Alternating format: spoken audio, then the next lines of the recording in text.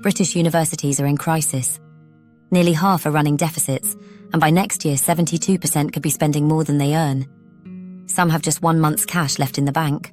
The damage is everywhere. Durham and Newcastle have each axed 200 jobs. Lancaster might lose 1 in 5 academics. Half of all universities have closed courses just to survive. The problem is simple.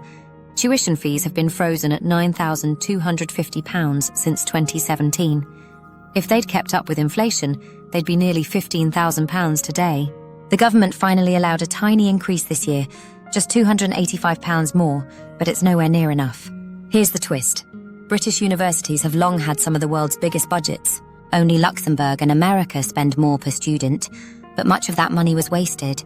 After fees tripled in 2012, universities went on a building spree, spending as much on new campuses as Britain spent on the entire 2012 Olympics. The workforce tells the story. Non-academic staff now make up half of all employees, with managers growing by 60% in just over a decade.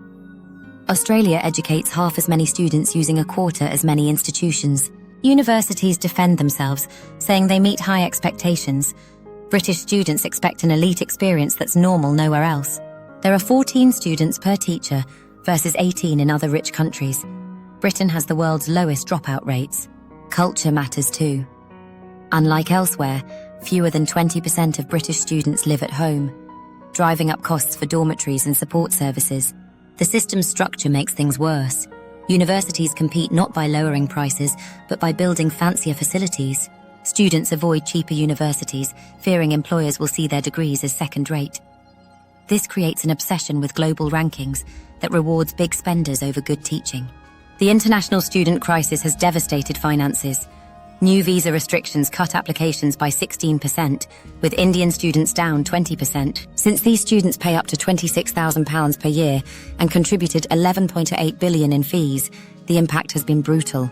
Solutions exist but remain vague.